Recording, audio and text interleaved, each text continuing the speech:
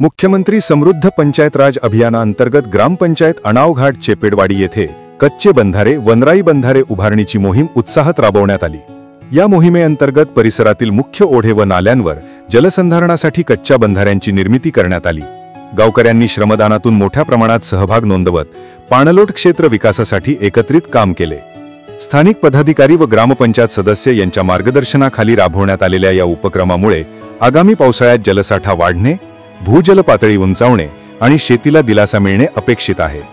ग्रामपंचायत अणावघाट चेपेडवाडीने राबवलेल्या या जलसंधारण मोहिमेमुळे गावाच्या सर्वांगीण विकासाला चालना मिळणार असल्याचे नागरिकांनी समाधान व्यक्त केले आहे।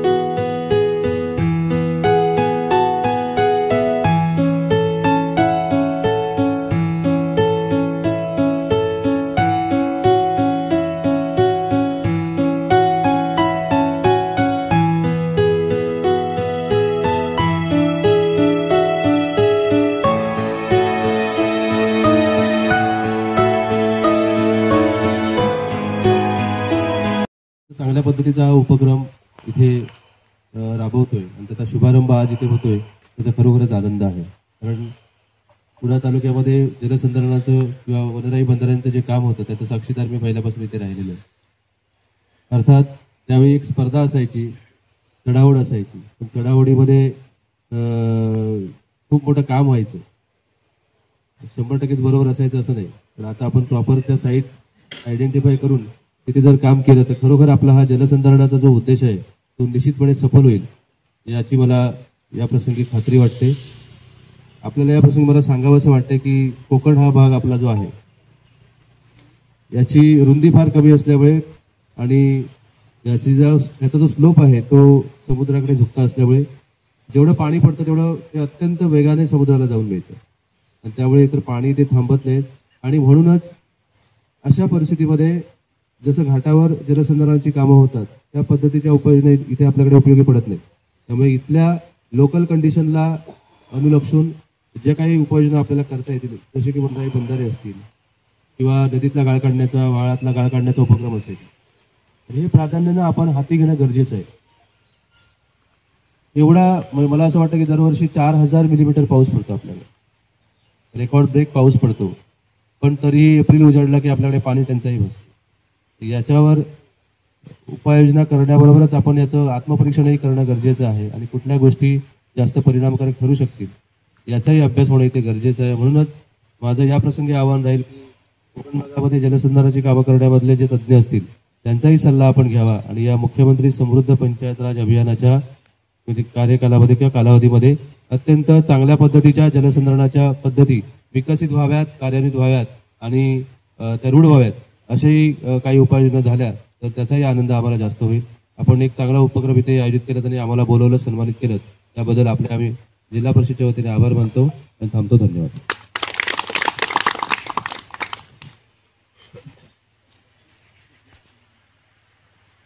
या ठिकाणी मुख्यमंत्री पंचायत राज अभियान इथे जे काही वनराई बंधारा बांधण्याचा शुभारंभ होत आहे त्या प्रसंगी उपस्थित असलेले माझे सहकारी अधिकारी परब साहेब, माझे सहकारी अधिकारी गटविकास अधिकारी मालावलकर साहेब, सगळ्यांचं नाव मला माहीत नाही आहे, मी नवीनच आहे, त्याच्यामुळे सन्माननीय सर्व व्यासपीठावर उपस्थित असलेले अधिकारी आणि पदाधिकारी, खास उल्लेख करण्यासारखं म्हणजे मुख्यमंत्री समृद्ध ग्रामपंचायत अभियानाचे जे ब्रँड अँबॅसेडर म्हणून मगाशी उल्लेख केला ते नरे गुरुजी गोसावी साहेब, जे या गावाचे सुपुत्र आहेत आणि त्यांच्या अनुभवाचा फायदा तुम्हाला होणार आहे. त्याचबरोबर परब साहेब जे आधी गटविकास अधिकारी होते त्यांच्याही ज्ञानाचा उपयोग तुम्हाला होणार आहे. त्याचबरोबर समोर उपस्थित असलेले माझे सर्व ग्रामपंचायत विकास अधिकारी, CRP, या गावचे सर्व सन्माननीय ग्रामस्थ, सरपंच संघटनेचे अध्यक्ष, सरपंच महोदय, उपसरपंच महोदय आणि सर्वच व्यासपीठावर उपस्थित असलेले सन्माननीय. खरं तर वालावलकर साहेब म्हटले तसं मला जलसंधारण किंवा वनराई बंधारे हा विषय माझ्यासुद्धा खूप जिव्हाळ्याचा आहे. मी जिथं गटविकास अधिकारी म्हणून काम केलं तिथं म्हणजे खूप शहरी भागात काम केलं. मी पनवेलसारख्या पंचायत समितीमध्ये गटविकास अधिकारी म्हणून काम केलं आणि त्यावेळेला आम्ही सुद्धा वनराई बंधारे बांधण्यासाठी जेव्हा सुरुवात करायचो त्यावेळेचं जे काही वातावरण होतं त्याची खरं तर मला आठवण झाली आणि हा स्तुत्य कार्यक्रमाला तुम्ही मला बोलवलं त्याच्यासाठी पहिल्यांदा मी तुमचा आभार मानते.